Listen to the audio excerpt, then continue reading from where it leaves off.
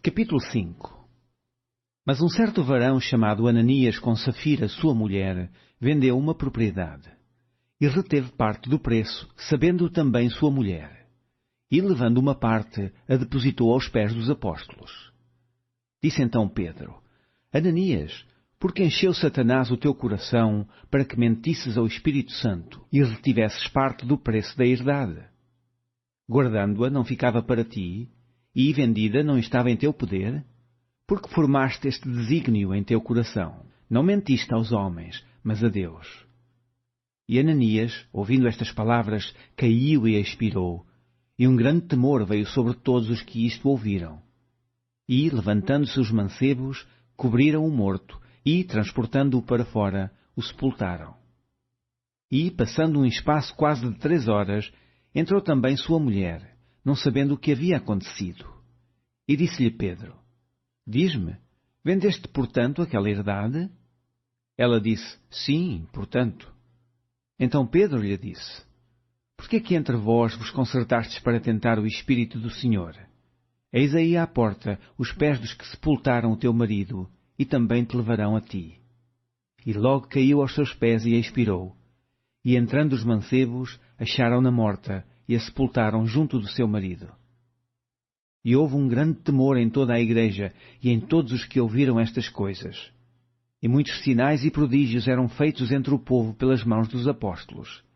E estavam todos unanimemente no alpendre de Salomão.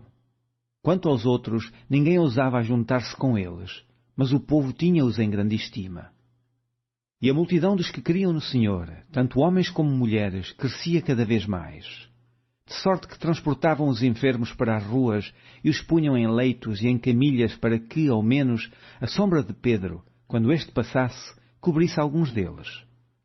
E até das cidades circunvizinhas concorria muita gente a Jerusalém, conduzindo enfermos e atormentados de espíritos imundos, os quais todos eram curados. E, levantando-se o sumo sacerdote e todos os que estavam com ele, e eram eles da seita dos saduceus, encheram-se de inveja. E lançaram mão dos apóstolos, e os puseram na prisão pública.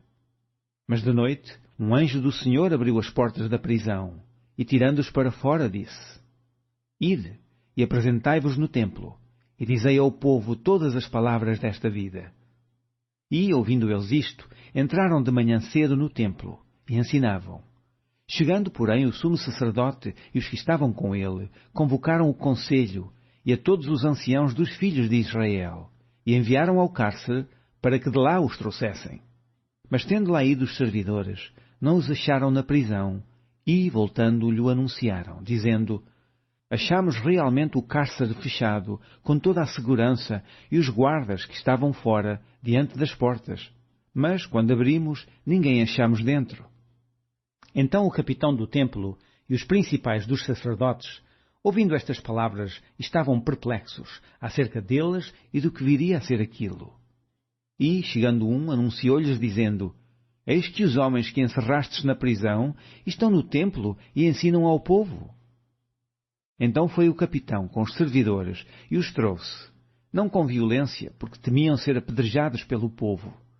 E, trazendo-os, os apresentaram ao conselho, e o sumo sacerdote os interrogou, dizendo: Não vos admoestamos nós expressamente que não ensinasseis nesse nome?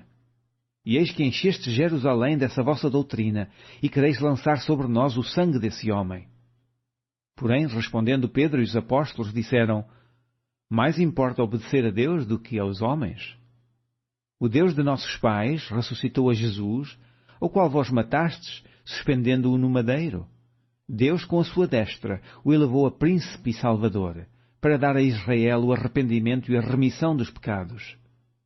E nós somos testemunhas acerca destas palavras, nós e também o Espírito Santo, que Deus deu àqueles que lhe obedecem. E, ouvindo eles isto, se enfureciam, e deliberaram matá-los.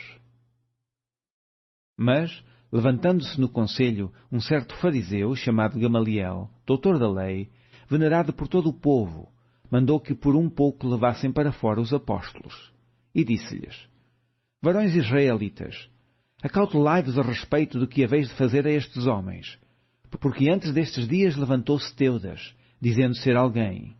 A este se ajuntou o número de uns 400 homens, o qual foi morto, e todos os que lhe deram ouvidos foram dispersos e reduzidos a nada.